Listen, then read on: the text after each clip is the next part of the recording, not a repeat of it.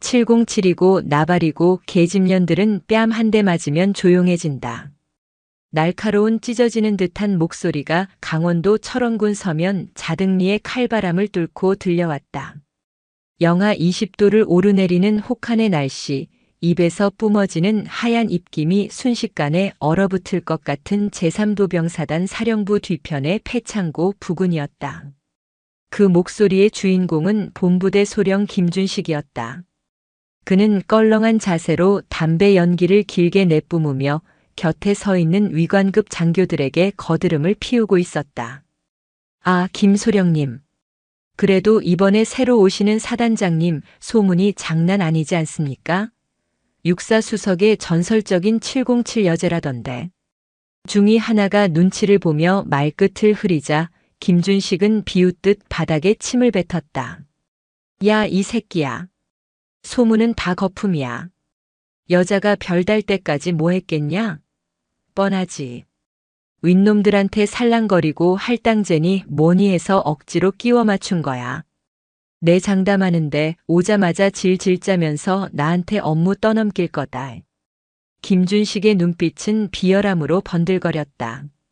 그는 자신의 능력이 부족해 진급이 늦어지는 것을 언제나 남의 탓, 특히 여군이나 출신 성분이 다른 이들의 탓으로 돌리곤 했다.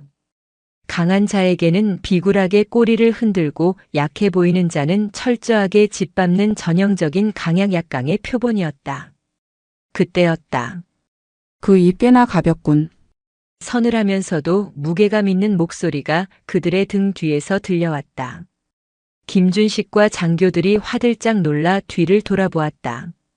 그곳에는 낡아빠진 야전 상의를 걸친 한 여자가 서 있었다. 계급장은 보이지 않았고 눌러쓴 모자 챙 아래로 보이는 눈빛은 소름 끼칠 정도로 차가웠다.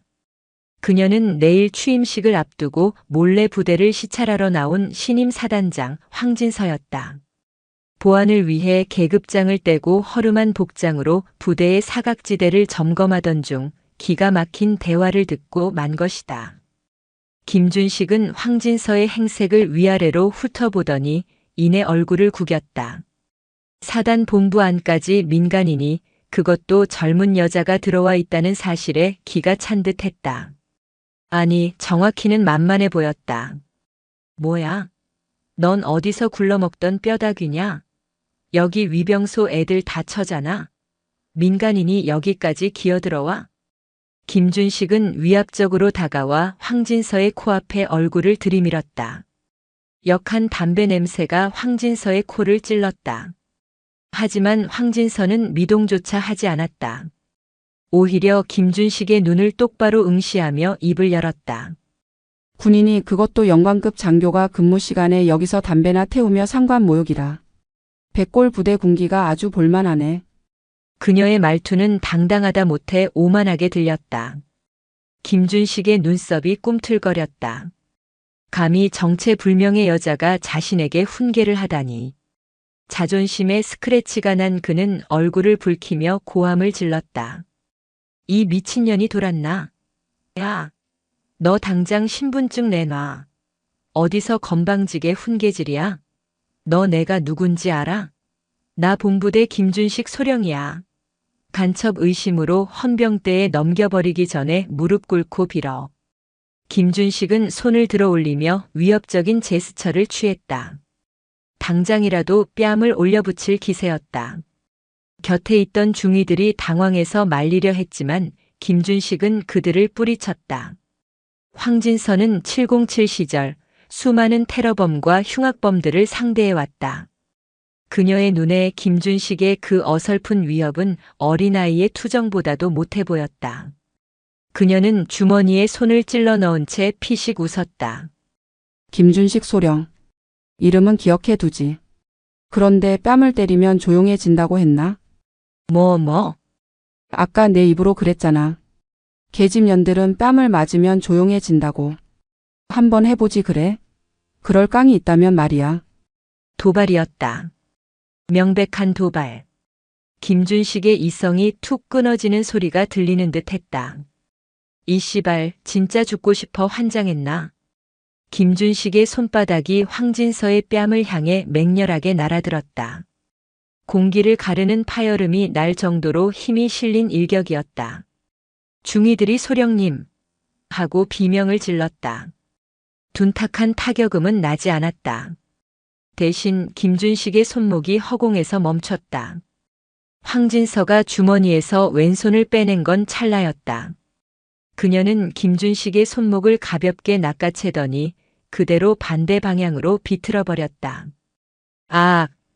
김준식의 입에서 비명이 터져 나왔다. 거구의 남성인 그가 힘 한 번 제대로 쓰지 못하고 무릎을 꿇었다. 황진서의 소나기 힘은 마치 강철 집게 같았다. 707 시절 극한의 단련으로 다져진 그녀의 악력은 일반적인 남성이 감당할 수준이 아니었다.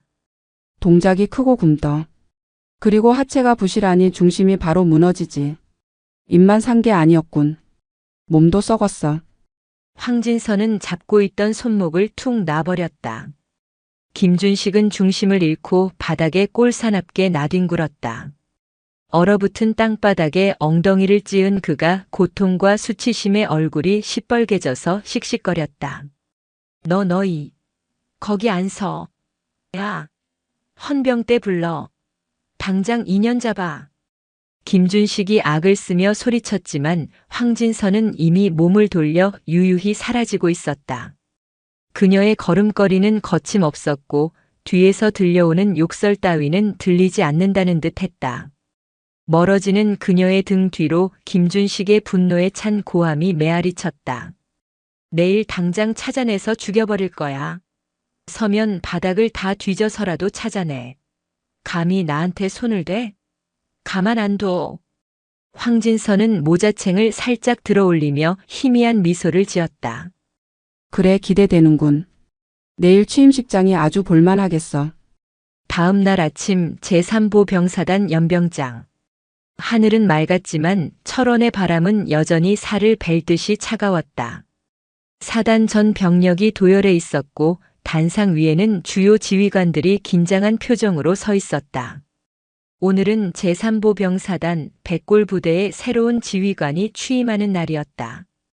김준식은 퉁퉁 부은 손목에 파스를 붙인 채 대열의 맨 앞줄에 서 있었다. 어제 그 미친년을 잡지 못한 분이 아직도 가라앉지 않은 상태였다. 그는 이를 갈며 속으로 뇌까렸다.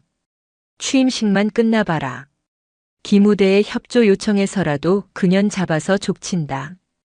사회자의 힘찬 목소리가 울려 퍼졌다.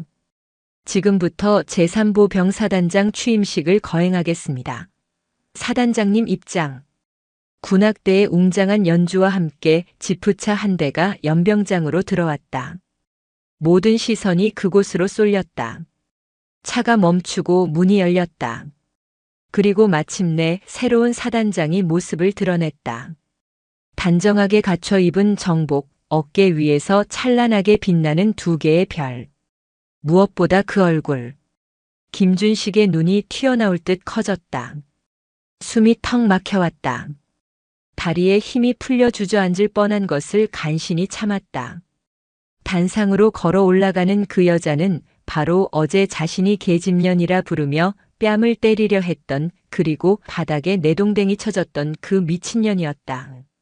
황진서는 단상 중앙에 서서 부대원들을 내려다보았다. 그녀의 시선이 천천히 움직이다가 사색이 된 김준식의 얼굴에 정확히 멈췄다. 그녀의 입가에 어제와 똑같은 서늘한 미소가 스쳤다. 백골. 마이크를 타고 흐르는 그녀의 목소리는 차분했지만 김준식에게는 저승사자의 호출처럼 들렸다. 본관은 오늘부로 제3보 병사단장으로 부임한 소장 황진서다. 나는 말보다 행동을, 형식보다 실전을 중요시한다. 그리고 황진서는 잠시 말을 멈추고 김준식을 뚫어져라 응시하며 말을 이었다. 군인의 기본을 망각하고 뒤에서 썩은 냄새를 풍기는 자들에게는 자비란 없다. 각오하는 게 좋을 것이다. 김준식은 본능적으로 알 수 있었다. 저 경고는 오직 자신을 향한 것이라는 사실을. 그의 등줄기로 식은 땀이 비 오듯 쏟아져 내렸다. 전설의 707 지휘관 출신 최연소 여성 소장 황진서. 그녀의 사냥이 시작되었다. 취임식이 끝나고 연병장에 흩뿌려지던 군악대의 행진곡이 멈췄지만 김준식 소령의 귓가에는 여전히 이명처럼 윙윙거리는 소리가 맴돌았다. 영하의 날씨에 땀으로 흥건하게 젖은 내복이 등짝에 달라붙어 소름 끼치는 한기를 만들어냈다. 단상에서 내려온 황진서 사단장이 도열한 참모들과 악수를 나누며 천천히 걸어오고 있었다. 그녀의 군화 발소리가 꽁꽁 언 땅바닥을 울릴 때마다 김준식의 심장은 불규칙하게 요동쳤다. 제발, 제발 그냥 지나가라. 나를 못 봤을 수도 있어. 그래, 어제는 사복이었고 오늘은 정복이잖아. 못 알아볼 수도 있다고. 김준식은 필사적으로 현실을 부정했다. 하지만 그의 바람은 황진서가 정확히 그의 앞에서 걸음을 멈추는 순간 산산조각이 났다. 그녀의 키는 컸다. 707 특수임무단 시절부터 극한의 훈련으로 다져진 체구에서 뿜어져 나오는 위압감은 단순히 계급장에 별 2개가 주는 권위와는 차원이 달랐다. 황진서는 가죽 장갑을 낀 손을 내밀지 않았다. 그저 싸늘하게 내려앉은 눈빛으로 김준식의 명찰을 응시했다. 본부대장 김준식 소령. 그녀의 입에서 자신의 이름이 불리는 순간 김준식은 다리가 풀려 주저앉지 않기 위해 허벅지에 힘을 꽉 주어야 했다. 추충성. 본부대장 소령 김준식. 목소리가 삑사리가 나며 볼품없이 갈라졌다. 주변에 서 있던 작전 참모와 인사 참모가 곁눈질로 그를 의아하게 쳐다보았다. 평소 거들먹거리던 김준식답지 않은 모습이었기 때문이다. 황진서는 대답 대신 시선을 살짝 내려 김준식의 손목을 바라보았다. 파스를 붙여 퉁퉁 부어오른 손목이 소매 끝으로 살짝 보였다. 손목은 좀 어떤가? 어딘가에 세게 부딪히기라도 한 모양이지? 주변 참모들은 그저 신임 사단장이 부하의 부상을 챙기는 덕담이라 생각했을 것이다. 하지만 김준식에게 그 말은 사형 선고나 다름없었다. 나는 다 기억하고 있다. 내가 어제 나에게 무슨 짓을 하려 했는지. 김준식은 마른 침을 꿀꺽 삼켰다. 갑작스러운 빙판길 낙상 사고였습니다. 업무에는 지장 없습니다. 그래? 다행이군. 몸 관리를 잘하는 것도 군인의 능력이야. 하체가 부실하면 중심이 무너진다고 내가 말했던 것 같은데. 확인 사살이었다. 어제 폐창고 뒤에서 그녀가 했던 말이 토시 하나 틀리지 않고 다시 날아왔다. 김준식의 얼굴이 흑빛으로 변했다. 황진서는 더 이상 그를 상대할 가치가 없다는 듯 시선을 거두고 옆에 서 있는 연대장에게로 발걸음을 옮겼다. 그녀의 뒷모습을 보며 김준식은 비로소 숨을 몰아쉬었다. 하지만 공포는 곧 굴욕감과 분노로 뒤섞여 뱃속에서부터 뜨겁게 끓어올랐다. 전현이 나를 가지고 놀아?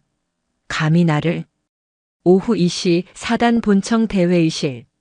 첫 참모 회의의 공기는 무거웠다.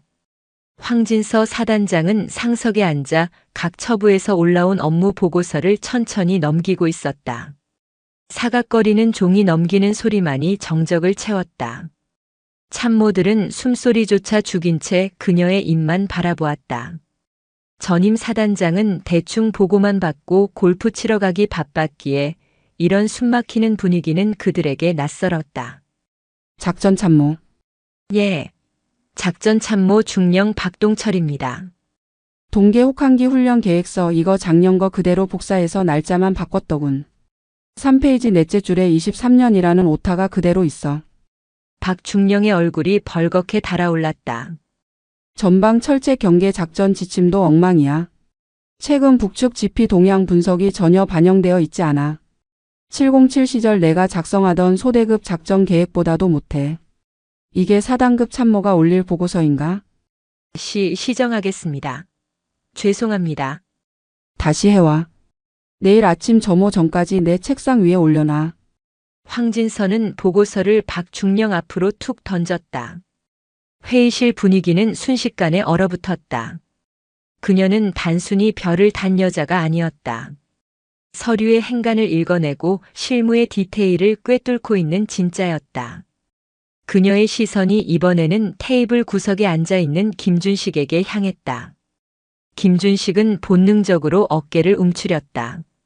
본부대장. 예. 소령 김준식. 자네가 올린 부대 운영비 지출 내역과 부식 청구서 꽤 흥미롭더군. 김준식의 심장이 덜컥 내려앉았다. 난방유 사용량이 작년 대비 30%나 증가했어. 올해가 작년보다 평균 기온이 2도나 높은데 말이야. 그리고 병사들 식단에 고기 배식량이 줄었다는 민원이 마음의 편지에 꾸준히 올라오고 있는데 식자재 구매 내역은 오히려 늘었어. 이게 무슨 조화일까? 황진서의 눈빛이 김준식의 눈동자를 집요하게 파고들었다. 그것이 시설이 노후화되어 열효율이 떨어지는 바람에 난방유 소모가 그리고 식자재는 물가 상승폭을 반영하다 보니 김준식은 횡설수설하며 변명을 늘어놓았다. 준비해둔 핑계였지만 황진서의 서늘한 눈빛 앞에서는 그저 옹색한 거짓말처럼 들렸다. 시설 노후화라. 좋아. 그럼 오늘 일과 종료 후에 내가 직접 유류고와 식자재 창고를 불시에 점검하겠다. 장부와 실제 재고가 1리터 1g이라도 차이가 난다면 각오하는 게 좋을 거야. 사단장님, 오늘 바로 말입니까? 오늘은 취임 첫날이라 피곤하실 텐데. 피곤? 나는 707에서 3일 밤낮을 꼬박 세우며 산악 구보를 해도 멀쩡했어. 내 체력 걱정은 말고 자네 장부나 걱정해. 이상. 황진서는 자리에서 일어났다. 참모들이 황급히 기립하여 경례를 붙였다. 백골. 회의실을 나가는 황진서의 뒷모습을 보며 김준식은 절망에 빠졌다. 유류고와 식자재 창고. 그곳은 김준식의 개인 금고나 다름없었다. 지역업자와 결탁하여 난방유를 빼돌려 팔아먹고 최상급 고기를 싼 고기로 바꿔치기의 차액을 챙겨온 지 벌써 2년째였다. 오늘 저녁 불시 점검이라니. 장부를 맞출 시간도 빼돌린 물건을 채워 넣을 시간도 턱없이 부족했다. 걸리면 단순히 옷을 벗는 것으로 끝나지 않는다. 군사법원에 회부되어 감옥에 갈 일이었다. 회의실에 홀로 남겨진 김준식은 떨리는 손으로 휴대폰을 꺼냈다. 이 씨발 진짜 좆됐다. 어둠이 짙게 깔린 사단 본부대 뒤편 흡연장. 김준식은 줄담배를 피워대며 누군가를 기다리고 있었다. 잠시 후 어둠 속에서 뚱뚱한 체구의 남자가 헐레벌떡 뛰어왔다. 군수 지원과 보급관 최 상사였다. 김준식과 한 배를 타고 뒷주머니를 차오던 공범이었다. 소령님, 갑자기 부르시면 어떡합니까? 눈치 보여 죽겠는데. 야, 최 상사. 지금 눈치가 문제야? 우리 다 죽게 생겼어. 김준식은 다짜고짜 최 상사의 멱살을 잡을 듯이 다가갔다. 새로운 사단장 그 미친년이 오늘 밤에 창고 깐대. 유류고랑 부식 창고 다 뒤지겠대. 예. 아니, 취임 첫날부터 그게 무슨 날벼락입니까? 보통 한 달 정도는 업무 파악한다고 조용히 넘어가는 게 관례 아닙니까? 그녀는 관례 같은 거 모르는 년이야. 어제 내가 씨발 그건 됐고. 지금 당장 재고 어떻게 할 거야? 기름 2000리터 빈 거랑 소고기 등급 속인 거 들통나면 너랑 나랑 바로 영창이야. 최 상사의 얼굴이 하얗게 질렸다. 2000리터는 톤수로 따져도 엄청난 양이었다. 당장 어디서 구해와서 채워 넣을 수 있는 수준이 아니었다. 소령님. 그럼 어떡합니까? 지금 업자한테 연락해도 트럭 못 들어와요. 위병소 통과 기록 남으면 더 의심받습니다. 김준식은 초조함에 손톱을 물어뜯었다. 머릿속이 하얗게 탔지만 생존 본능이 꿈틀거렸다. 이대로 당할 수는 없었다. 그는 707 출신이라는 그 잘난 여자가 자신을 옥죄어 오는 상황을 견딜 수가 없었다. 빈틈을 만들어야 해. 시간을 벌거나 아니면 그년이 점검을 못하게 만들거나. 그때 김준식의 머릿속에 악랄한 아이디어 하나가 스쳐 지나갔다. 그는 음흉한 눈빛으로 최 상사를 쳐다보았다. 야, 오늘 밤 점검 못하게 만들면 되잖아. 그게 무슨 말씀이십니까?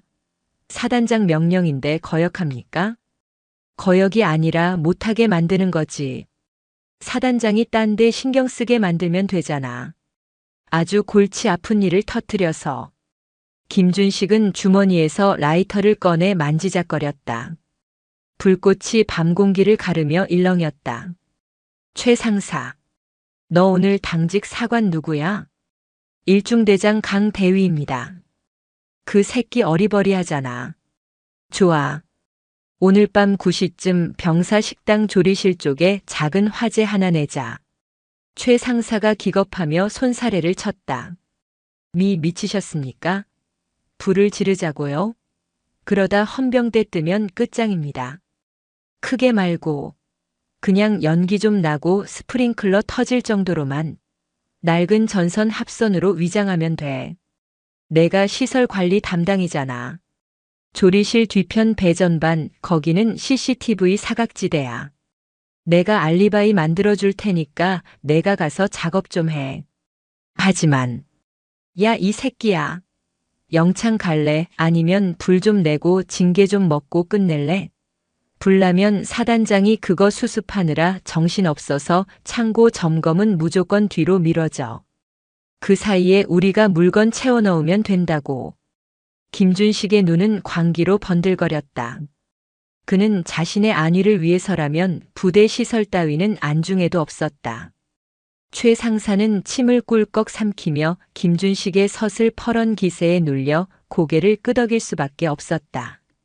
알겠습니다. 대신 확실하게 뒤 봐주셔야 합니다. 당연하지. 우리는 한 배를 탔어. 그리고 하나 더. 김준식은 입꼬리를 비열하게 말아 올렸다. 불만 지르면 재미없지. 이왕 하는 거 그년 흠집도 좀 내야지. 익명 게시판이랑 육군 대나무 숲 같은데 글 하나 써. 무슨 글이요? 신임 사단장이 오자마자 성과에 눈이 멀어서 병사들 휴식 시간도 안 주고 무리하게 청소랑 작업시키다가 안전사고 날 뻔했다고. 여군이라 현장 감각 없어서 애들만 잡는다고 여론몰이 좀 해. 요즘 군대 여론 민감한 거 알지? 김준식은 킬킬거리며 웃었다. 자신의 비리를 덮기 위해 부대에 불을 지르고 상관을 모함하는 여론 조작까지 계획하는 그의 모습은 군인이 아니라 시정잡배만도 못한 범죄자에 가까웠다. 707 여제.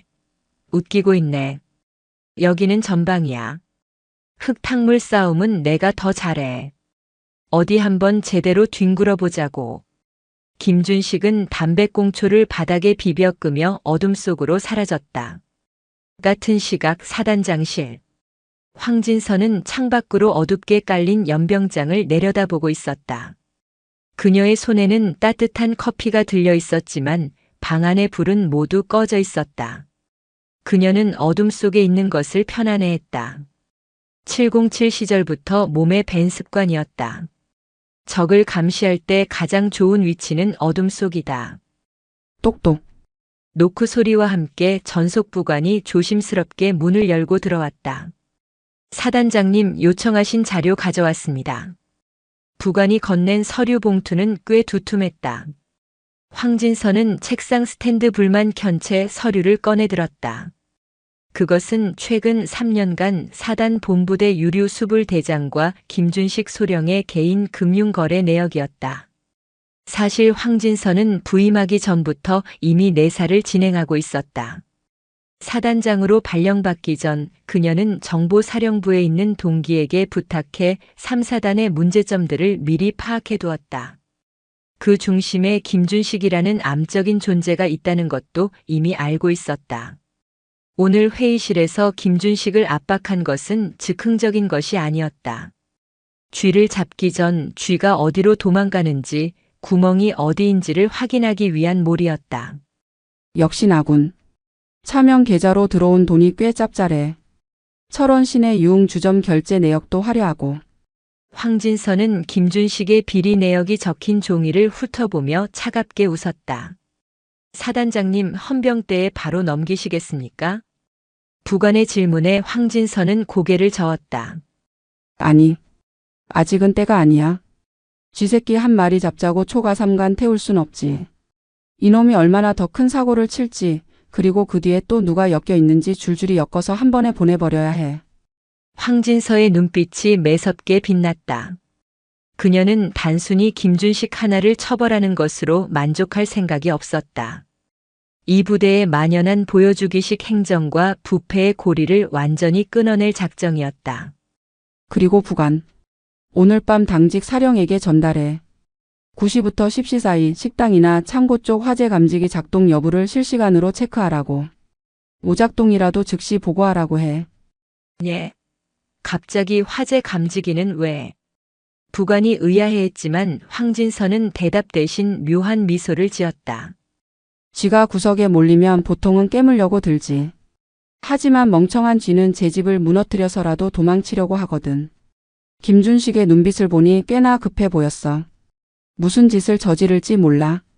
황진서는 김준식이라는 인간의 바닥을 꿰뚫어 보고 있었다. 자신의 안위를 위해서라면 부대 안전 따위는 내팽개칠 위인이라는 것을. 오늘 밤은 꽤 길겠군. 황진서는 서류를 덮고 자리에서 일어났다. 그녀의 시선이 벽에 걸린 부대 마크, 백골을 향했다. 죽어서 백골이 되어서라도 조국을 지킨다는 숭고한 뜻. 그 뜻을 더럽히는 자들을 청소하는 것이 그녀가 이곳에 온 이유였다. 시계 바늘이 저녁 8시 50분을 가리키고 있었다. 김준식과 최 상사가 꾸민 작전 개시 시각이 다가오고 있었다. 오후 9시 5분. 철원의 밤하늘을 찢는 날카로운 사이렌 소리가 제3보 병사단 본부 전체를 뒤흔들었다. 화재 발생. 화재 발생. 현 시간부로 본부대 병사 식당 조리실 화재 발생. 전 장병은 신속히 대피하고 5분 대기조는 즉시 현장으로 출동할 것. 당직 사령의 다급한 안내 방송이 스피커가 터질 듯이 울려 퍼졌다. 생활관에서 쉬고 있던 병사들이 슬리퍼 차림으로 튀어나왔고 연병장은 순식간에 아수라장이 되었다. 매캐한 검은 연기가 본부 건물 1층 식당 창문 밖으로 뿜어져 나오며 별빛조차 가려버렸다.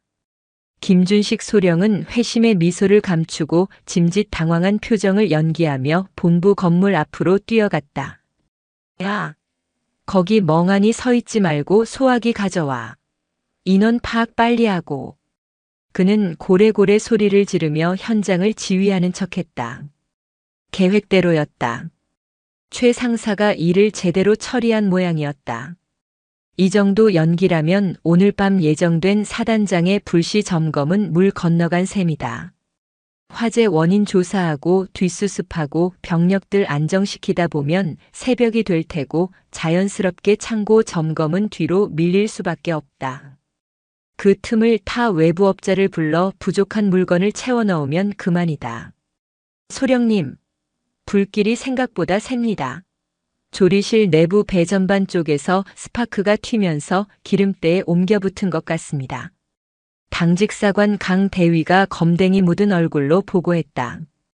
김준식은 속으로 쾌재를 불렀다. 젠장, 낡아빠진 시설이 기어이 사단이 나는구만. 일단 인명 피해 없게 애들 물러나게 해. 소방차 올 때까지 기다려. 김준식은 일부러 진압을 늦추려 했다. 불이 좀 더 번져서 식당이 엉망이 되어야 사단장의 관심을 완벽하게 돌릴 수 있기 때문이었다. 그때였다.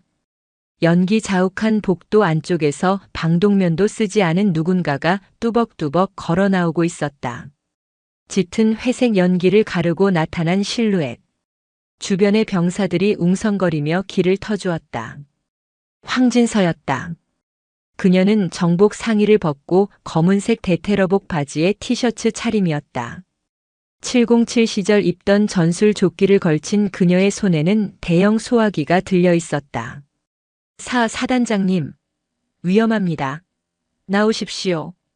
김준식이 달려가며 소리쳤지만 황진서는 그를 본체만체했다. 그녀는 연기가 뿜어져 나오는 조리실 입구로 거침없이 다가갔다. 불길이 문틈으로 넘실거렸지만 그녀의 눈 하나 깜짝하지 않았다. 바람 등지고 2열 횡대로 상계. 소화전 호스 끌고 와. 낮지만 또렷한 그녀의 명령이 떨어지자 우왕좌왕하던 병사들이 본능적으로 움직였다.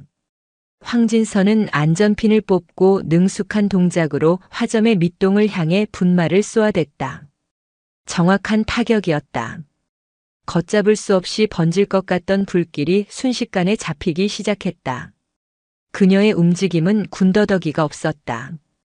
불을 끄는 것이 아니라 마치 적을 제압하는 듯한 전투적인 몸놀림이었다. 뒤이어 도착한 5분 대기조와 병사들이 호스로 물을 뿌리자 화재는 10분도 채 되지 않아 완전히 진압되었다. 잔불 정리가 끝나고 조리실은 검게 그을린 채 물바다가 되어 있었다. 김준식은 젖은 바닥을 밟으며 황진서에게 다가갔다. 사단장님 괜찮으십니까? 아휴, 시설이 워낙 노후화되어서 이런 일이 놀라셨겠습니다. 오늘 창고 점검은 아무래도 무리일 것 같습니다. 내일이나 모레로 미루고 일단 들어가서 쉬시지요. 김준식은 걱정스러운 척 연기하며 은근슬쩍 본론을 꺼냈다. 이것이 그의 목표였으니까. 황진서는 젖은 장갑을 벗어 최 상사에게 건네며 천천히 고개를 돌렸다. 그을음 하나 묻지 않은 하얀 얼굴이 김준식을 향했다. 하지만 그 눈빛은 화재 현장보다 더 뜨겁고 위험했다. 무리? 뭐가 무리지? 불은 꺼졌고 사람은 다치지 않았어. 그런데 왜 점검을 미루나? 예. 아니, 그게 현장 수습도 해야 하고 분위기도 어수선하고. 황진서는 김준식의 말을 끊고 성큼성큼 배전반 쪽으로 걸어갔다. 불이 시작된 발화점이었다. 그녀는 쭈그리고 앉아 타버린 전선 뭉치를 손가락으로 문질러 냄새를 맡았다. 김준식 소령. 네. 전기 합선으로 불이 났다고 했나? 예, 당직 사관 보고로는 그렇습니다. 재미있군. 전기 합선 냄새가 아니라 신어 냄새가 나는데. 김준식의 심장이 덜컥 내려앉았다. 그리고 배전반 덮개가 열려 있어. 보통 합선은 내부에서 일어나지. 누군가 인위적으로 덮개를 열고 인화성 물질을 뿌리지 않는 이상 이런 식의 연소 흔적은 남지 않아. 황진서는 자리에서 일어나 김준식을 내려다보았다. 그녀의 눈동자가 김준식의 흔들리는 동공을 정확히 포착했다. 마치 누군가 오늘 밤 점검을 방해하기 위해 급하게 조작한 것처럼 말이야. 안 그런가? 그럴 리가 없습니다. 아마 조리실 청소하면서 쓴 세제 냄새일 겁니다. 김준식은 필사적으로 변명했다. 식은땀이 줄줄 흘러내렸다. 황진서는 피식 웃으며 주머니에서 무전기를 꺼냈다. 작전과장 현재 위치 보고해. 치지직거리는 무전기 너머로 작전과장의 목소리가 들려왔다. 현재 유류고 및 제2부식 창고 점검 완료했습니다. 사단장님 예상대로입니다. 김준식의 눈이 튀어나올 듯 커졌다. 보고해.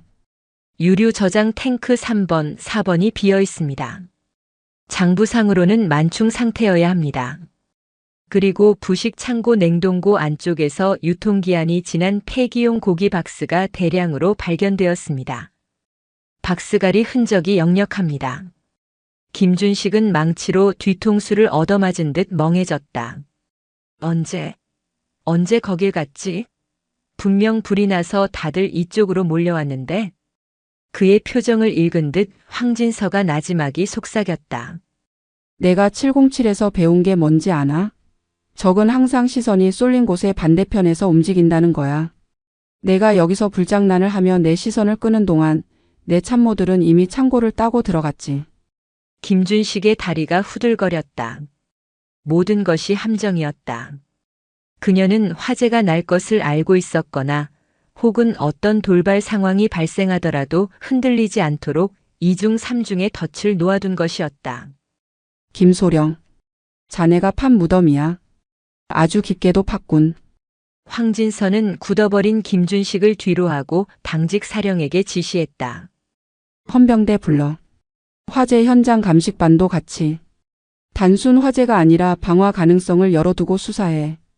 그리고 본부대장과 보급관은 현 시간부로 영내 대기 명령이다. 허가 없이 한 발자국이라도 움직이면 탈영으로 간주하겠다고 전해. 황진서는 젖은 머리카락을 쓸어넘기며 돌아섰다. 그녀의 등 뒤로 김준식의 절망적인 숨소리가 들려왔다. 하지만 끝이 아니었다. 이것은 사냥의 시작일 뿐이었다. 다음 날 아침, 사단 본부는 폭풍 전야와 같은 고요함에 휩싸여 있었다. 어젯밤의 화재 사건과 창고 비리 적발 소문은 아름아름 간부들 사이로 퍼져나갔다. 하지만 누구도 대놓고 입 밖으로 내지 못했다. 신임 사단장의 서슬 퍼런 칼날이 어디로 향할지 두려웠기 때문이다. 김준식은 본부대장실에 처박혀 손톱을 물어뜯고 있었다. 헌병대가 다녀갔지만 아직 정식으로 체포되지는 않았다. 황진서가 그를 당장 구속하지 않고 영내 대기를 시킨 이유를 알 수 없어 더 불안했다. 증거 확실한 물증이 없어서 그런 거야. 최 상사가 입만 다물면 돼. 방화는 심증뿐이고 창고 비리는 실수라고 우기면 돼. 관리 소홀로 징계 좀 먹고 끝날 수 있어. 그는 스스로 최면을 걸듯 중얼거렸다. 그때 스마트폰 진동이 울렸다.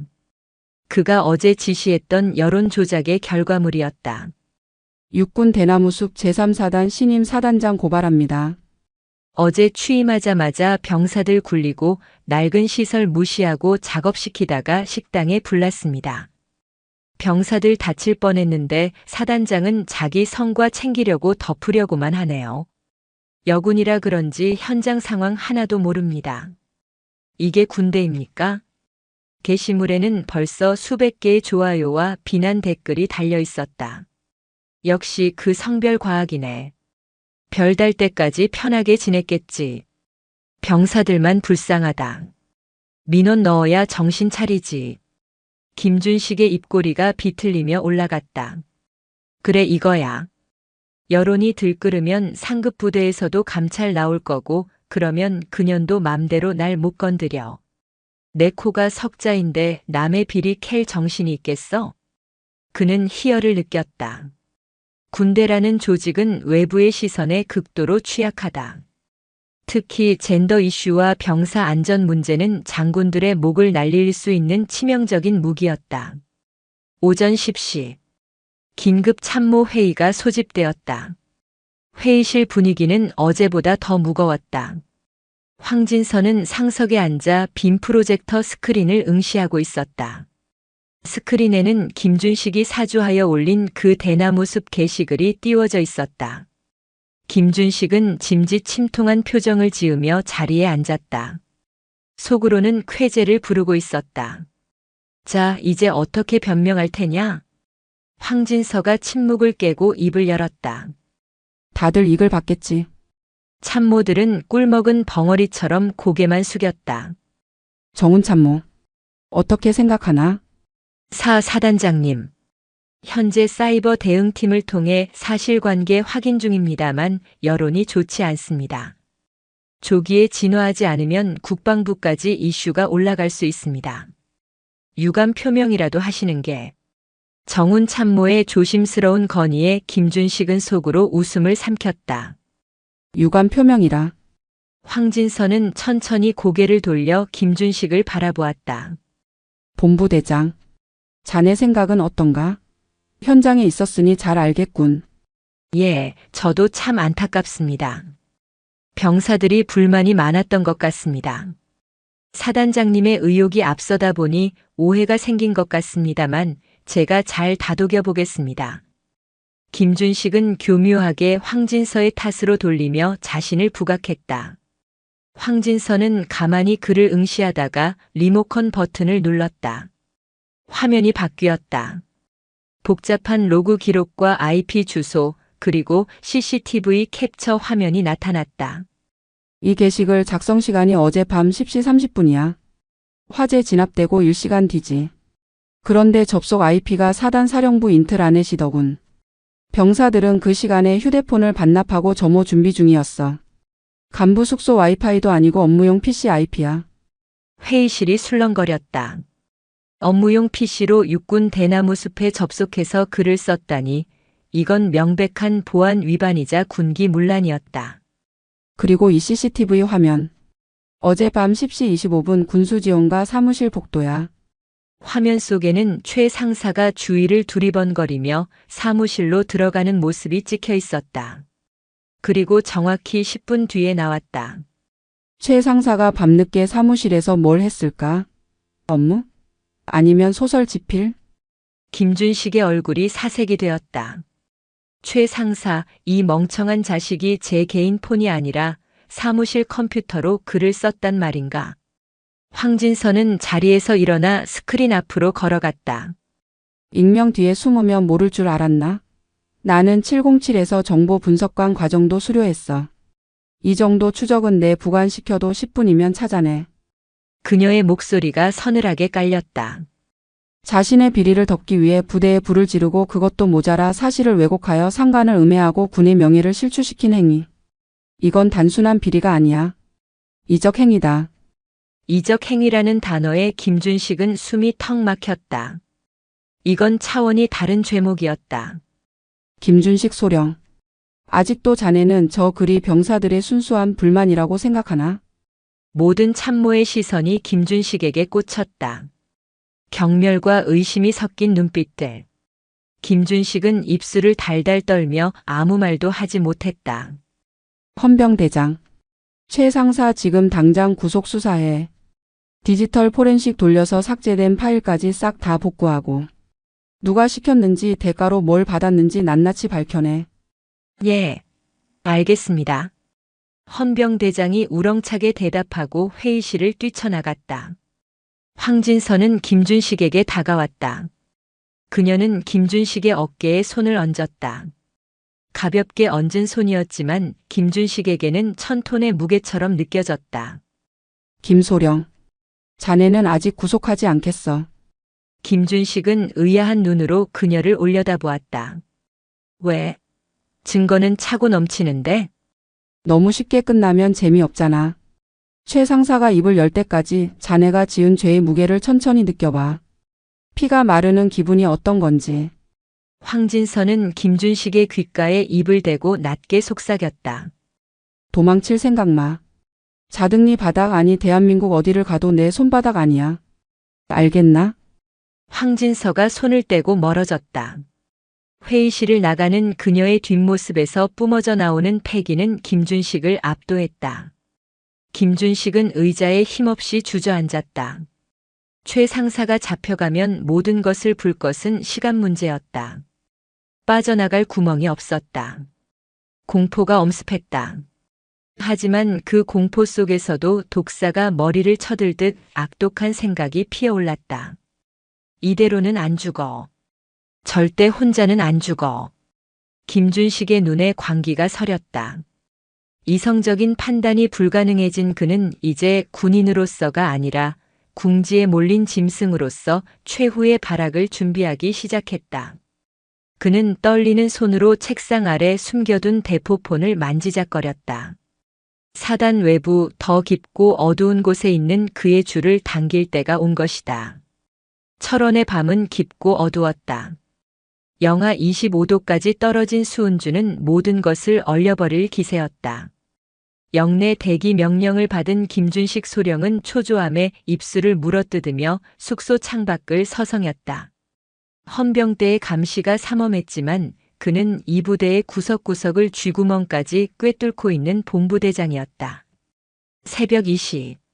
순찰을 도는 헌병 초병이 교대하는 틈을 타 김준식은 미리 봐둔 개구멍을 통해 위병소 외곽으로 빠져나갔다. 군복 위에 사제 패딩을 겹쳐 입고 모자를 푹 눌러 쓴 그는 택시를 잡아타고 와수리로 향했다. 와수리, 일명 와수베가스라 불리는 군인들의 유흥가 뒷골목. 김준식은 간판 불이 꺼진 한 낡은 횟집 뒷문으로 들어갔다. 비릿한 물 냄새와 담배 냄새가 섞인 방 안에는 험상궂게 생긴 중년 사내가 회 한 접시를 놓고 소주를 마시고 있었다. 그는 철원 일대 군납 비리의 온상, 대성유통의 사장 박두칠이었다. 김준식과 결탁해 난방유를 빼돌리고 저질 식자재를 납품해 온 주범이자 김준식의 돈줄이었다. 아이고 김소령. 꼴이 그게 뭐야? 영내 대기 중이라며? 박 사장이 킬킬거리며 술잔을 내밀었다.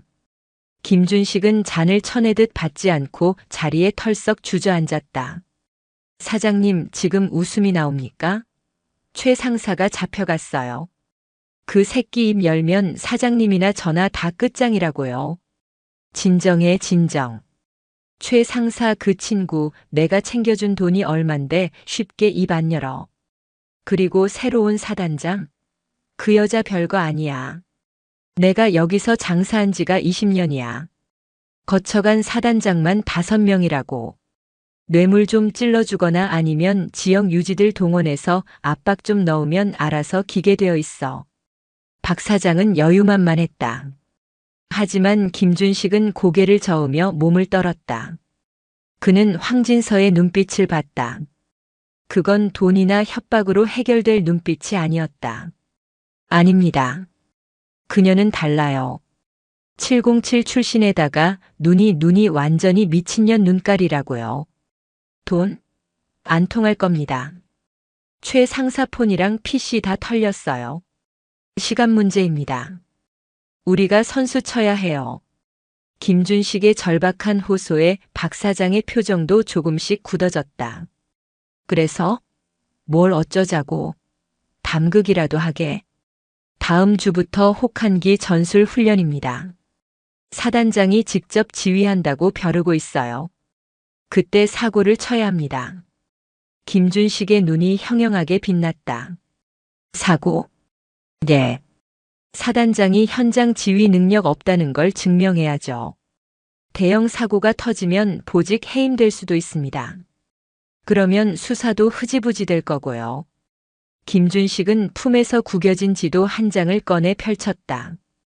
훈련 예정지인 자등리 인근 야산과 도하 작전 구역이 표시되어 있었다. 여기 38교 아래 도하 지점. 강이 얼어서 빙판 도하를 할 텐데 사단장은 분명히 선두에서 지휘하려 들 겁니다. 보여주기 좋아하니까요. 그때 장비가 고장 나거나 통신이 먹통되어서 혼선이 빚어지면 빙판 깨져서 차량이라도 한 대 빠지면 대박이겠네. 박 사장이 음흉하게 웃으며 맞장구 쳤다. 김준식은 고개를 끄덕였다. 제가 통신 중계기 쪽에 손을 좀 써두겠습니다. 사장님은 민간 트럭 몇 대 동원해서 훈련 이동로를 막아주세요. 민원 핑계 대고요. 사단장이 우왕좌왕하다가 사고 터지게 판을 짜는 겁니다. 두 사람의 모의는 은밀하고 치밀하게 진행되었다. 김준식은 자신의 안위를 위해 부하들의 안전 따위는 안중에도 없었다. 그저 황진서를 끌어내릴 생각뿐이었다. 같은 시각 사단장실. 황진서는 불 꺼진 집무실에서 모니터 화면을 응시하고 있었다. 화면에는 적외선 카메라로 촬영된 흐릿한 영상이 재생되고 있었다. 횟집 뒷문으로 들어가는 김준식의 모습이었다. 그녀의 곁에는 정보통신대장과 헌병대 수사관이 서 있었다. 사단장님, 드론 정찰팀 보고입니다. 김준식 소령이 접선한 자는 지역 군납업자 박두칠로 확인되었습니다. 전과 사범의 지역 조폭과도 연계된 자입니다. 정보통신대장의 보고에 황진서는 차가운 미소를 지었다. 쥐새끼가 썩은 동아줄을 잡으러 갔군. 예상대로야. 그녀는 김준식이 탈영하여 밖으로 나가는 것을 알면서도 놔두었다. 그가 누구를 만나는지 배후에 누가 있는지 확실하게 파악하기 위해서였다. 단순한 비리 군인이 아니라 민간업자와 결탁한 조직적 범죄임을 입증하려면 결정적인 한 방이 필요했다. 대화 내용은?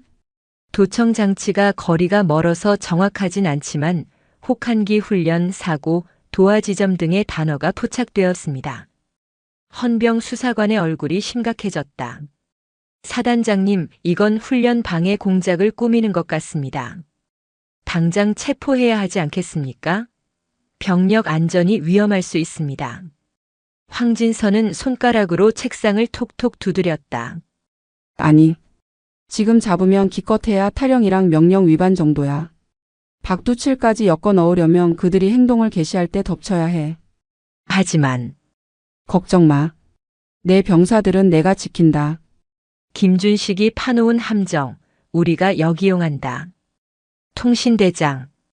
예. 내일부터 훈련용 통신망 이중 암호화로 채널 분리해. 그리고 김준식이 접근 가능한 가짜 채널 하나 열어둬. 놈이 그 채널을 도청하거나 교란하도록 유도하는 거야. 황진서의 눈빛은 확신에 차 있었다. 그녀에게 전장은 단순히 총칼이 오가는 곳이 아니었다. 정보와 심리 그리고 기만술이 판치는 곳. 그녀는 707에서 배운 비정규전의 정수를 김준식에게 보여줄 생각이었다. 놈들은 내가 보여주기식 지휘관이라고 착각하고 있어. 그 착각이 그들의 무덤이 될 거야. 전 참모들에게 전파해. 이번 훈련은 단순한 혹한기가 아니다. 내부의 적을 섬멸하는 실전이다. 백골. 참모들의 복창 소리가 새벽 공기를 갈랐다. 황진서는 창밖의 어둠을 응시했다. 와수리 쪽에서 희미한 불빛이 깜빡이고 있었다. 마음껏 발버둥 쳐봐, 김준식. 내가 올라갈 곳은 단두대뿐이니까. 일주일 뒤 제3보 병사단 혹한기 전술 훈련 당일. 철원의 아침 기온은 영하 27도. 체감 온도는 영하 40도에 육박했다. 내뱉은 숨이 턱수염에 달라붙어 고드름이 될 정도의 맹추위였다. 연병장에 집결한 수천 명의 장병들은 하얀 입김을 뿜어내며 출정 준비를 마쳤다. 김준식은 훈련 통제관 완장을 차고 지휘소 텐트 한 구석에 서 있었다. 표면적으로는 영내 대기 중이었지만 본부대장으로서 훈련 지원 임무는 수행해야 한다는 명분으로 억지를 부려 참가한 상태였다. 물론 그의 진짜 목적은 훈련을 망치는 것이었다. 박 사장이 준비는 다 해놨겠지. 김준식은 슬쩍 주머니 속의 소형 무전기를 만지작거렸다.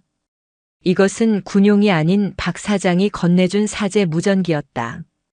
이 무전기로 신호를 보내면 박두칠이 고용한 트럭들이 기동로를 막고 김준식이 미리 손봐둔 가짜 통신망에 교란 전파를 쏠 계획이었다. 오전 8시. 황진서 사단장이 지휘 차량인 레토나 대신 완전 군장을 메고 선두에 섰다. 전 병력 주목. 확성기 없이도 쩌렁쩌렁한 그녀의 목소리가 연병장을 울렸다. 춥나? 병사들은 침묵했다. 나도 춥다. 하지만 적은 우리가 춥다고 해서 기다려주지 않는다. 백골 부대에게 추위는 고통이 아니라 우리를 강하게 만드는 당금질이다. 오늘 나는 사단장이 아니라 백골의 일원으로서 너희와 함께 걷고 함께 뒹굴겠다. 나를 따르라. 백골, 백골, 백골. 함성이 터져나왔다. 별을 단 사단장이 직접 군장을 메고 병사들과 함께 걷는다. 그것만으로도 병사들의 사기는 하늘을 찔렀다. 김준식은 그 모습을 보며 코웃음을 쳤다. 쉬어하고 있네. 언제까지 버티나 보자. 행군이 시작되었다. 끝이 보이지 않는 대열이 눈 덮인 산길을 따라 움직였다.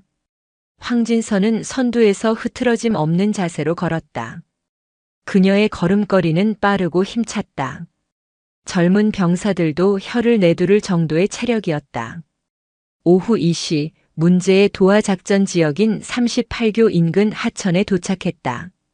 강은 두껍게 얼어붙어 있었지만 곳곳에 얼음이 얇은 구간이 있어 주의가 필요했다. 김준식은 회심의 미소를 지었다. 이제 시작이다.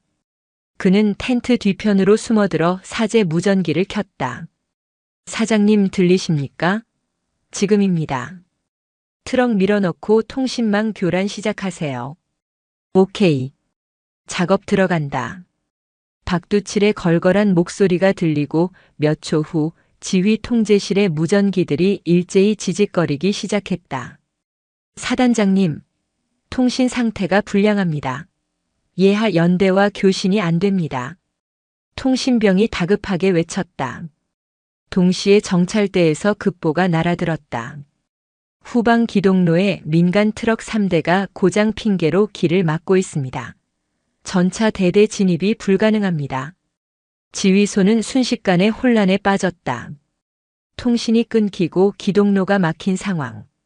도하 작전은 정밀한 통제가 생명인데 눈과 귀가 멀어버린 셈이었다. 김준식은 혼란스러운 틈을 타 작전 참모에게 다가가 바람을 넣었다. 참모님, 이거 위험합니다. 통신도 안 되는데 빙판 위로 병력 올렸다가 얼음 깨지면 대형 참사입니다. 사단장님께 건의해서 훈련 중지해야 합니다. 작전 참모도 당황한 기색이 역력했다. 그래야겠지? 일단 멈추라고. 그때였다. 지지직거리는 잡음 속에서 황진서의 목소리가 뚫고 들어왔다. 당황하지 마라. 이건 실제 상황을 가정한 훈련이다. 지휘소의 스피커가 아닌 예비 주파수로 맞춰진 별도의 무전기에서 들려오는 소리였다. 김준식은 깜짝 놀라 주위를 둘러보았다. 통신병들이 당황하지 않고 자연스럽게 주파수를 전환하고 있었다. 본부대장 김준식. 갑자기 황진서가 김준식을 호명했다.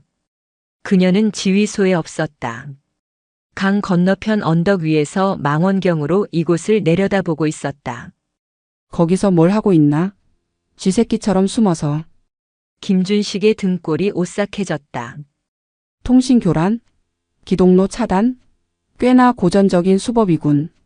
박두칠 사장이랑 짠 작전이 고작 이건가? 사단장님, 그게 무슨? 김준식은 무전기를 떨어뜨릴 뻔했다.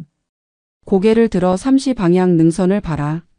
김준식은 홀린 듯이 고개를 돌려 3시 방향을 쳐다보았다. 눈 덮인 능선 위로 하얀 위장복을 입은 수색대대 병력이 모습을 드러냈다. 그들은 박두칠이 보낸 민간 트럭 운전사들을 제압하여 무릎 꿇리고 있었다.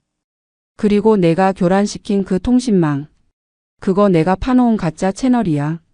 진짜 지휘 통신망은 멀쩡하게 돌아가고 있어. 지휘소 안에 있던 참모들이 일제히 김준식을 쳐다보았다. 그들의 눈빛은 더 이상 당황이 아니었다.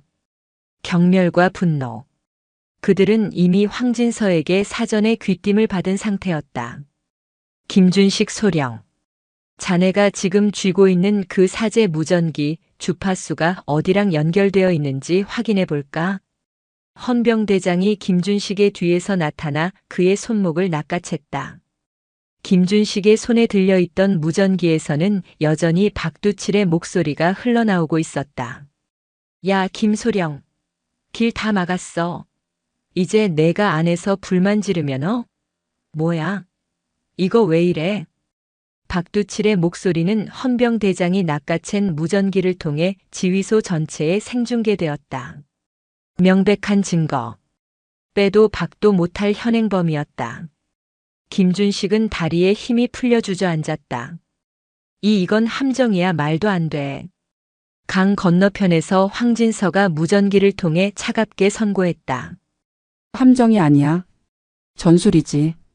적을 기만하고 끌어들여 일망타진한다. 707에서 귀에 못이 박히도록 배웠을 텐데 돈독이 올라서 다 까먹었나 보군. 헌병대 연행해. 훈련방해 군사 기밀 유출 그리고 민간인과 결탁한 이적 행위다.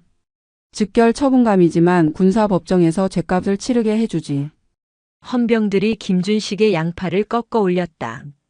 억센 소나기 힘에 김준식의 비명이 터져 나왔다. 으악. 이거 나. 내가 누군지 알아? 나 김준식이야. 억울해. 이거 다 모함이야. 그는 발악하며 소리쳤지만 돌아오는 것은 싸늘한 시선들 뿐이었다. 끌려가는 김준식의 눈에 멀리 강 건너편 언덕 위에 서 있는 황진서의 실루엣이 보였다. 그녀는 마치 사냥감을 처리한 맹수처럼 미동도 없이 그를 내려다보고 있었다. 김준식이 개처럼 끌려나간 뒤 황진서는 다시 병사들을 향해 무전을 날렸다. 장애물은 제거되었다. 전차 대대 우회 기동로 확보 완료. 도하 작전 개시. 백골. 엔진 소리와 함께 K1 전차들이 하얀 설원을 가르며 굉음을 울렸다. 김준식과 박두칠이 꾸민 얄팍한 음모는 백골 부대의 진군 앞에 흔적도 없이 짓밟혀 사라졌다. 황진서는 망원경을 내리며 나지막이 중얼거렸다. 아직이야. 김준식은 꼬리일 뿐. 몸통을 잘라내야지. 그녀의 시선은 이제 김준식이 끌려간 헌병대가 아닌 더 높은 곳을 향하고 있었다. 김준식이 믿고 까불었던 군 내부의 더 깊숙한 어둠. 이제 그곳으로 칼끝을 돌릴 차례였다. 사단 헌병대 조사실의 공기는 바깥 날씨만큼이나 차갑고 건조했다. 사방이 회색 방음벽으로 둘러싸인 밀실, 책상 위에 놓인 스탠드 불빛만이 위태롭게 흔들리고 있었다. 김준식은 수갑을 찬 손을 책상 위에 올려놓은 채 다리를 떨고 있었다. 그의 군복은 며칠째 갈아입지 못해 꼬질꼬질했고 눈 밑에는 검은 다크서클이 퀭하게 내려앉아 있었다. 하지만 그의 눈빛만은 아직 죽지 않은 도끼를 품고 있었다. 설마 나를 구속하겠어? 영장 청구되면 상급 부대 법무관실에서 기각시킬 거야. 송 중장님이 가만히 계실 리가 없어. 김준식은 자신의 든든한 뒷배, 육군 군수사령부의 송태진 중장을 믿고 있었다. 매달 상납한 돈이 얼마인데 자신이 무너지면 송 중장도 다칠 수밖에 없었다. 그러니 어떻게든 자신을 빼내줄 것이라는 막연한 확신이 그를 버티게 하는 힘이었다. 철컥. 무거운 철문이 열리고 황진서가 들어왔다. 그녀는 단정한 정복 차림이었다. 어깨에 별 2개가 형광등 불빛을 받아 서늘하게 빛났다. 그녀는 아무 말 없이 김준식의 맞은편 의자에 앉았다. 김준식은 짐짓 여유로운 척하며 입꼬리를 비틀었다. 사단장님, 이거 너무하시는 거 아닙니까? 훈련 중에 오해 좀 있었다고 이렇게 사람을 범죄자 취급하시고. 제가 헌병대에 아는 선배가 많은데 이 수사 과정 절차상 하자 있는 거 아시죠? 황진서는 대답 대신 가져온 두툼한 서류철을 책상 위에 툭 던졌다. 묵직한 소리가 정막을 깼다. 오해라. 박두칠이 진술한 내용이랑 자네 말이 많이 다르던데. 박두칠이요? 그 사기꾼 말만 믿으십니까? 그놈이 감형받으려고 거짓말하는 겁니다.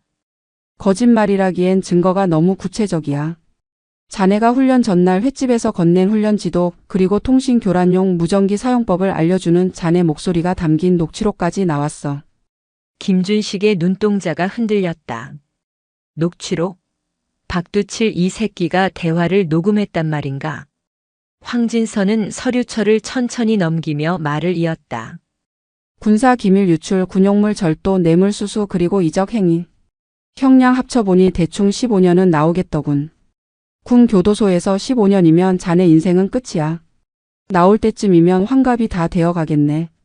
15년이라는 숫자에 김준식의 얼굴이 하얗게 질렸다. 하지만 그는 마지막 카드를 꺼내들었다. 저기요, 사단장님. 저 혼자 죽을 것 같습니까? 제가 입 열면 사단장님 감당 못하실 텐데요.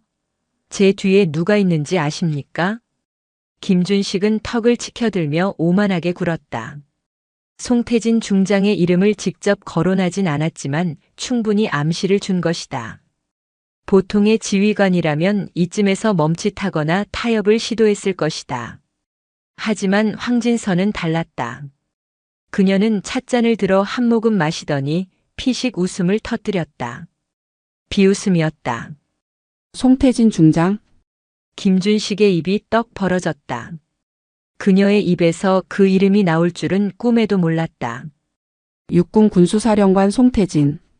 자네가 매달 상납금 보내고 명절마다 굴비 상자에 현금 다발 채워 보내던 그분 말하는 건가? 어떻게? 내가 말했지. 나는 707 출신이라고. 정보를 수집하고 분석하는 건 내 주특기야. 자네가 송 중장 믿고 까부는 모양인데 이거 한번 들어보지. 황진서는 주머니에서 소형 녹음기를 꺼내 재생 버튼을 눌렀다. 지직거리는 소음 섞인 통화 내용이 흘러나왔다. 송 중장님 접니다. 3사단 헌병대장입니다. 그래. 김준식 그놈은 어떻게 됐나? 지금 조사 중인데 자꾸 사령관님 이름을 들먹입니다. 어떻게 처리할까요? 미친 새끼. 꼬리 자르라고 해. 내가 모르는 일이라고 해. 그깟 소령 나부랭이 하나 때문에 내가 옷 벗을 순 없잖아. 적당히 회유해서 혼자 뒤집어 쓰고 가면 나중에 가석방이라도 힘써주겠다고 해. 만약 내 이름 끝까지 팔면 군 교도소 안에서 쥐도 새도 모르게 죽을 수 있다고 전하고. 뚝. 녹음이 끊겼다. 조사실 안에는 정막만이 감돌았다. 김준식은 넋이 나간 표정으로 녹음기를 바라보았다. 믿었던 동아줄이 썩은 지푸라기였음이 밝혀지는 순간이었다. 이건 조작이야. 송 중장님이 이러실 리가 없어. 조작? 자네가 원하면 성문 분석 의뢰해도 좋아. 하지만 결과가 나올 때쯤이면 자네는 이미 송 중장이 보낸 사람들에 의해 교도소 안에서 사고사로 위장되어 있을지도 모르겠군. 황진서는 몸을 앞으로 숙여 김준식과 눈을 맞췄다. 김준식, 넌 그냥 소모품이야. 돈 물어오는 사냥개. 사냥개가 병들고 지저대면 주인은 주저없이 보신탕집으로 보내는 법이지. 아직도 상황 파악이 안 되나?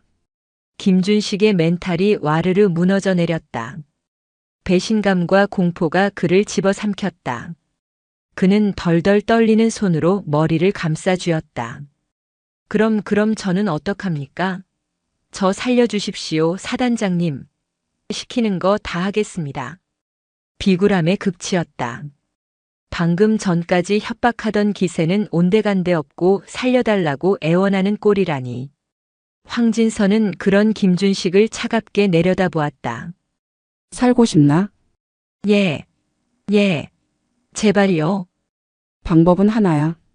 송태진 중장이 자네에게 지시했던 모든 비리 내역, 상납 장부, 통화 녹음 파일. 전부 내놔. 자네가 송 중장의 목을 치는 칼이 된다면 정상 참작해서 형량 거래를 시도해 볼 순 있어. 김준식은 잠시 망설였다. 송 중장을 배신한다면 그 보복이 두려웠다. 하지만 지금 당장 황진서에게 짓밟히는 것과 송 중장에게 버림받는 것 사이에서 선택의 여지는 없었다. 있습니다. 제 숙소 천장 텍스 안에 비밀 USB가 있습니다.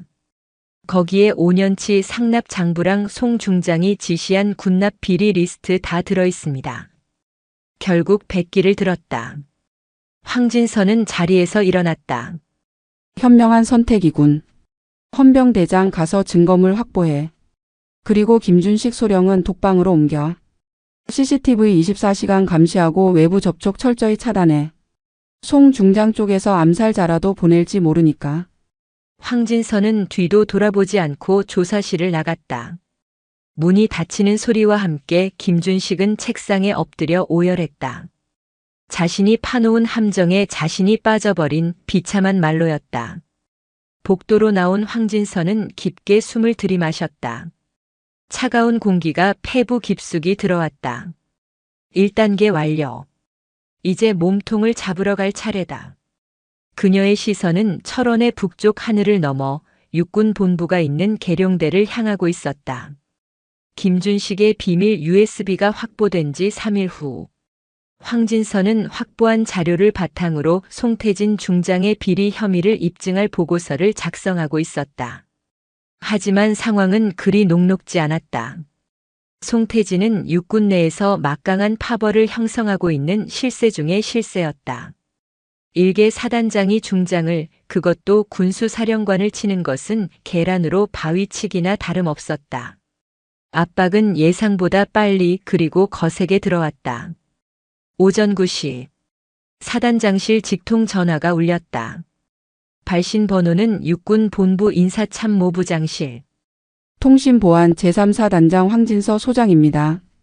수화기 너머로 걸걸한 남자의 목소리가 들려왔다. 인사참모부장 최 소장이었다. 그는 송태진 라인의 핵심 인물이었다. 황 장군 나야. 요새 고생이 많지? 취임하자마자 사고 수습하느라. 말투는 부드러웠지만 뼈가 있는 목소리였다. 임무 수행 중입니다. 무슨 일이십니까? 다름이 아니라 이번 3사단 김준식 소령건 말이야.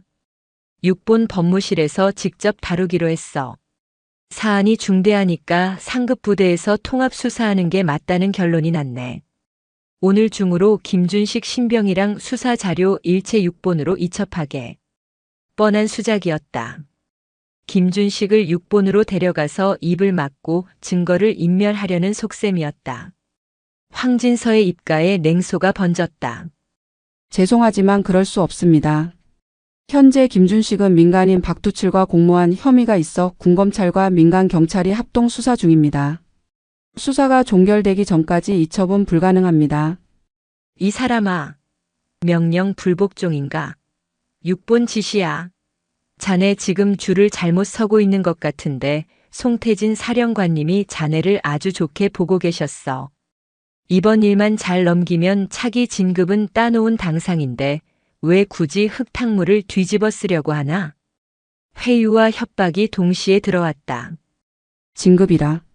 저는 별 하나 더 다는 것보다 제 부하들 밥그릇에서 고기 훔쳐가는 도둑놈 잡는 게 더 중요합니다.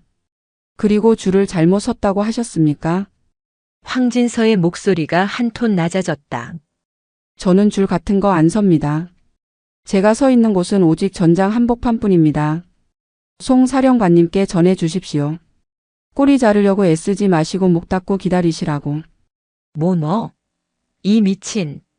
야, 황진서. 너 지금 제정신이야? 끊겠습니다. 수사 중이라 바빠서요.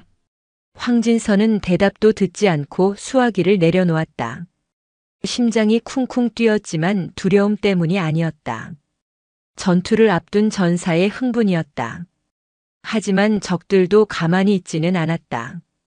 오후가 되자 사단 감찰부가 들이닥쳤다. 명분은 지휘관의 부당한 수사 개입 및 직권 남용 조사였다. 사단장님 6본 감찰실에서 나왔습니다. 수사 자료 제출 거부하시고 피의자 인권 침해하셨다는 제보가 있어서 조사 좀 하겠습니다. 감찰관들은 사단장실을 뒤지기 시작했다. 컴퓨터 하드디스크를 복사하고 서류들을 압수해 갔다. 황진서의 손발을 묶으려는 노골적인 방해 공작이었다. 참모들은 불안해하며 어쩔 줄 몰라 했다. 사단장님, 이러다 정말 큰일 나는 거 아닙니까? 저들은 6본입니다. 저희가 당해낼 수가 없습니다. 부관이 울상을 지으며 말했다. 하지만 황진서는 창가에 서서 담담하게 밖을 내다볼 뿐이었다. 부관. 707에서 대테러 작전할 때 가장 중요한 게 뭔지 아나? 모르겠습니다. 타이밍이야. 적이 방심하고 문을 여는 그 짧은 순간. 지금 저들은 우리를 구석으로 몰아넣었다고 생각하고 안심하고 있어. 감찰을 보내서 나를 묶어뒀으니 이제 김준식을 빼내려고 하겠지. 황진서는 책상 서랍 깊숙한 곳에서 낡은 폴더폰 하나를 꺼냈다. 그것은 그녀가 707 시절부터 비상용으로 가지고 있던 보안폰이었다. 지금이 바로 문이 열리는 순간이야. 그녀는 저장된 번호 중 하나를 눌렀다. 신호음이 몇 번 가더니 중후한 목소리의 남자가 전화를 받았다. 오랜만이군, 황 장군. 자네가 이 번호로 연락할 줄은 몰랐는데. 전화를 받은 사람은 국방부 조사본부장이었다. 그는 송태진 중장과 육사 동기지만 철저한 원칙주의자로 유명해 송태진 파벌과는 앙숙인 인물이었다. 본부장님, 선물 하나 드리려고 연락했습니다. 아주 크고 썩은 냄새가 진동하는 선물입니다. 선물? 3사단에서 시끄러운 소리가 들리더니 뭔가 잡은 게 있나 보군. 송태진 중장의 군납비리 장부와 6본 인사참모부장의 수사 외압 녹취록입니다. 지금 바로 메일로 보내드리겠습니다. 단 조건이 하나 있습니다. 조건? 내일 아침 9시 뉴스 헤드라인에 나오게 해주십시오. 군 내부에서 조용히 처리하는 거 원치 않습니다.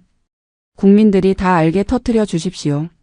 수화기 너머에서 잠시 침묵이 흐르더니 호탕한 웃음소리가 들려왔다. 허허. 역시 황진서답군. 707의 독사라는 별명이 괜히 붙은 게 아니었어. 좋아. 그 정도 증거라면 내가 직접 국방장관님께 보고하고 언론에 뿌리지. 송태진 그 친구, 이번엔 빠져나가기 힘들겠어. 황진서는 전화를 끊고 폴더폰을 반으로 접었다. 이것이 그녀의 반격이었다. 육본이라는 거대한 권력에 맞서기 위해 더 강력한 외부의 힘인 여론과 경쟁 파벌을 이용하는 것. 이의제의의 전술이었다. 그날 밤 황진서는 잠들지 않았다. 사단장실에 불을 끄고 어둠 속에 앉아 시간을 셌다. 내일 아침이면 대한민국 전체가 발칵 뒤집힐 것이다. 그리고 그 폭풍의 중심에 자신이 서 있게 될 것이다. 새벽 5시. 김준식이 갇혀있는 헌병대 유치장 쪽에서 소란스러운 소리가 들려왔다. 뭐야? 당신들 누구야? 6본 헌병대다. 김준식 소령 이송 명령서다. 비켜. 송태진 측에서 기어이 김준식을 빼돌리기 위해 무력을 행사하러 온 것이었다. 검은색 승합차 2대가 위병소를 강제로 통과해 헌병대 건물 앞까지 들이닥쳤다. 당직 사령이 급하게 황진서에게 보고했다. 사단장님, 6본 헌병들이 막무가내로 밀고 들어옵니다. 무장까지 하고 있습니다. 발포 허가라도 내려주십시오. 상황이 급박했다. 자칫하면 아군끼리 총격전이 벌어질 수도 있는 상황. 하지만 황진서는 차분했다. 그녀는 이미 이 상황까지 예측하고 있었다. 발포는 금지다. 길을 터줘. 예. 그냥 보내란 말씀입니까? 아니. 그들이 김준식을 태우고 나가는 순간까지만 놔둬. 그리고 위병소 정문 바리케이드만 올려. 내가 직접 나가겠다. 황진서는 자리에서 일어나 베레모를 썼다. 그리고 책상 위에 놓인 지휘봉을 집어들었다. 그녀의 눈빛이 매섭게 빛났다. 내 부대에서 내 허락 없이 죄인을 데려갈 순 없어. 그게 육군 참모총장이라도 말이야. 황진서는 지프차에 올라타 위병소로 질주했다. 정문 앞에는 6본 헌병 차량들이 김준식을 태우고 나가려다 올라간 바리케이드에 막혀 멈춰 서 있었다. 황진서는 차에서 내려 그들의 앞을 가로막았다. 혼자였지만 그녀의 기세는 수십 명의 무장 병력을 압도했다. 6본 헌병 대위가 차에서 내려 소리쳤다. 사단장님, 길 비키십시오. 공무 집행 방해입니다. 황진서는 지휘봉으로 대위의 가슴팍을 툭 쳤다. 공무? 도둑놈을 빼돌리는 게 공무인가? 명령입니다. 불응하시면 강제 집행하겠습니다. 대위가 권총에 손을 올리자 뒤에 있던 헌병들도 일제히 총구를 겨눴다. 일촉즉발의 상황. 하지만 황진서는 눈 하나 깜짝하지 않았다. 그녀는 손목시계를 힐끔 쳐다보았다. 오전 6시 정각. 그녀의 입가에 미소가 번졌다. 시간 됐군. 그 순간 위병소 입구에 설치된 대형 전광판 뉴스 속보가 번쩍였다. 속보 육군 군수사령관 송태진 중장, 수백억 대 군납 비리 혐의 포착. 국방부 긴급 체포. 단독 비리 은폐 위해 수사 외압 의혹. 핵심 증인 김준식 소령 빼돌리기 시도 정황. 대위의 휴대폰과 무전기가 미친 듯이 울리기 시작했다. 뉴스를 본 6본 헌병들의 얼굴이 사색이 되었다. 자신들이 모시던 주인이 지금 막 뉴스에 대서특필되며 무너져 내린 것이다. 황진서는 얼어붙은 대위를 향해 나지막이 말했다. 이제 상황 파악이 좀 되나? 너희들의 명령 권자는 이제 없어. 그녀는 손가락으로 김준식이 타고 있는 승합차를 가리켰다. 내려. 내 부대에서 썩은 내 풍기지 말고. 아침 해가 떠오르며 황진서의 어깨 위에 뜬 별을 비췄다. 그 빛은 어느 때보다 강렬하고 눈부셨다. 거대한 악을 집어삼킨 백골의 그림자, 황진서의 완벽한 승리였다. 위병소 앞의 대치는 싱겁게 끝났다. 전광판에 속보가 뜨고 국방부 조사본부 차량이 사이렌을 울리며 들이닥치자 육군 본부 헌병들은 전의를 상실했다. 그들이 믿고 따르던 송태진 중장이 체포되는 장면이 스마트폰 화면을 통해 실시간으로 중계되고 있었기 때문이었다. 김준식 소령 이리 와. 3사단 헌병대장이 육본 헌병들의 손에서 김준식을 거칠게 낚아챘다. 김준식은 마치 영혼이 빠져나간 사람처럼 흐물거렸다. 다리가 풀려 제대로 걷지 못하는 그를 헌병 2명이 양쪽에서 짐짝처럼 끌고 갔다. 안 돼, 이건 꿈이야. 내가 어떻게 여기까지 왔는데. 김준식은 헛소리를 중얼거렸다. 황진서는 그 꼴을 차가운 눈으로 일별하고는 헌병대장에게 지시했다. 독방에 쳐넣어. 자해 못하게 감시 철저히 하고. 이제 그에게 남은 건 법의 심판뿐이다. 김준식의 절규가 위병소 바닥을 긁으며 멀어졌다. 그 모습을 지켜보던 병사들의 눈에는 10년 묵은 체증이 내려가는 듯한 통쾌함이 서려 있었다. 그날 오후부터 대한민국 군부는 발칵 뒤집혔다. 황진서가 국방부 조사본부에 넘긴 자료는 핵폭탄급이었다. 송태진 중장이 지난 5년간 군납 비리로 챙긴 금액만 수백억 원에 달했고 그 과정에서 불량 방탄복과 저질 전투 식량을 납품해 장병들의 안전을 위협했다는 사실이 만천하에 드러났다. 3사단 사령부는 수사관들로 북적였다. 하지만 이번에는 황진서를 압박하러 온 감찰관들이 아니었다. 김준식과 공모했던 부대 내 부패 카르텔을 뿌리 뽑기 위해 파견된 합동수사단이었다. 군수 지원과 보급관 최 상사는 수갑을 찬 채 사무실에서 끌려 나왔다. 그는 울며불며 선처를 호소했지만 수사관들은 냉정했다. 김준식의 비호를 받으며 온갖 편의를 봐주던 예하 대대장 2명도 줄줄이 보직 해임되어 소환되었다. 사단장실에서 이 모든 과정을 보고받던 황진서는 창밖의 연병장을 바라보았다. 며칠 전까지만 해도 칙칙하고 활기 없던 연병장이었다. 하지만 지금은 병사들이 삼삼오오 모여 웃고 떠드는 소리가 들려왔다.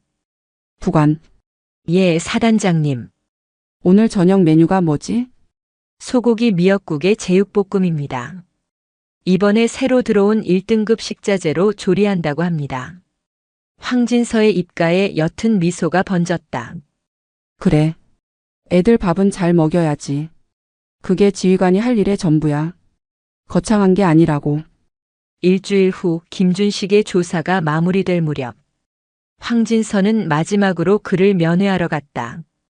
헌병대 유치장 면회실 투명한 유리벽을 사이에 두고 수의를 입은 김준식이 앉아 있었다. 불과 며칠 사이에 그는 10년은 늙어 보였다.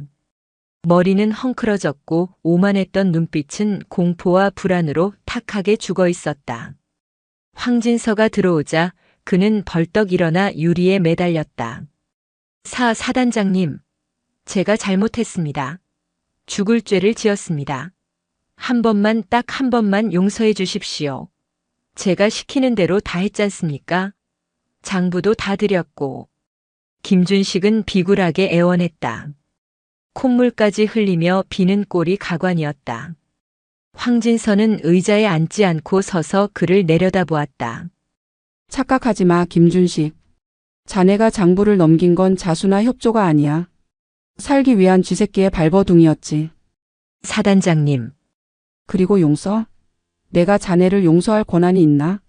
자네가 훔쳐간 건 내 돈이 아니야. 이 추운 날씨에 고생하는 병사들이 먹어야 할 고기였고 그들이 덮어야 할 따뜻한 이불이었어. 용서를 빌려거든 그들에게 빌어. 황진서의 목소리는 낮았지만 유리벽을 뚫고 들어갈 만큼 날카로웠다. 나는 자네에게 자비를 베풀러 온 게 아니야.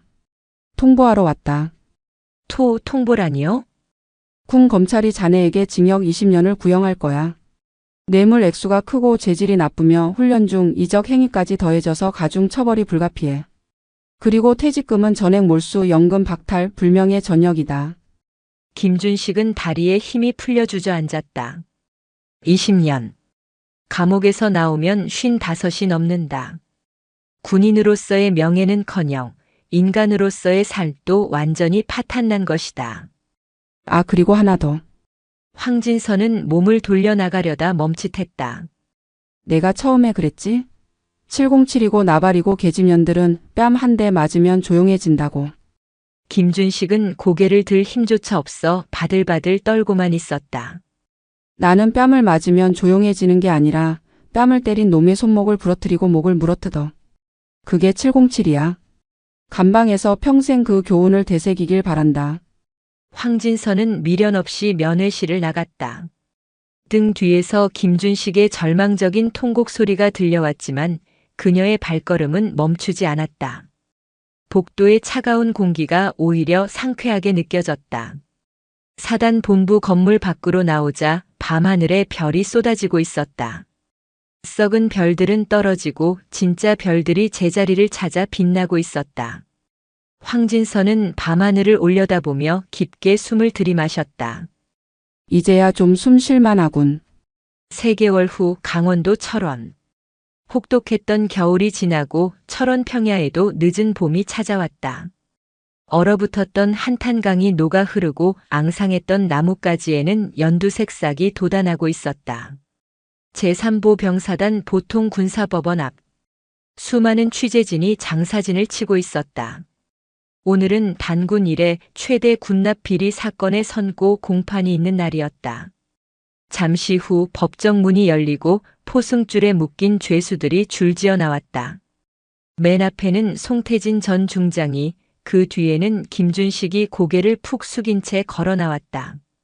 피고인 송태진 징역 25년, 벌금 500억 원.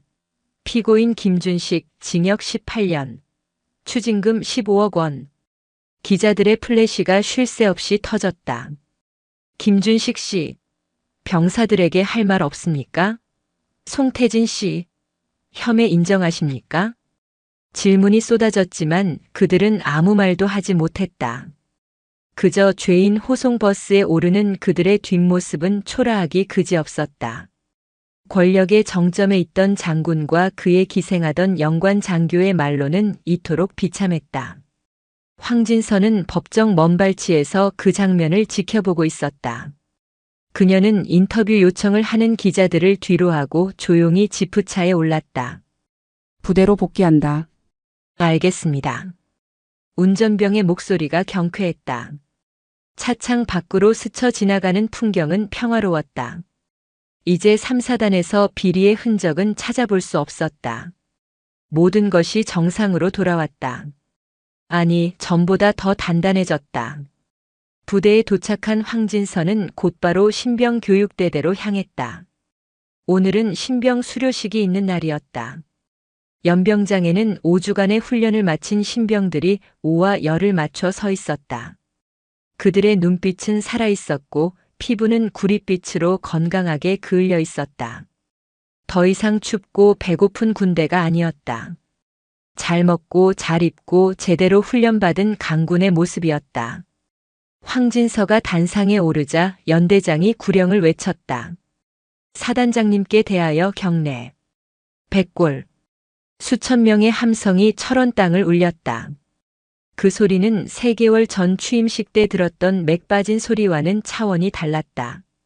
진심에서 우러나오는 존경과 신뢰가 담긴 함성이었다.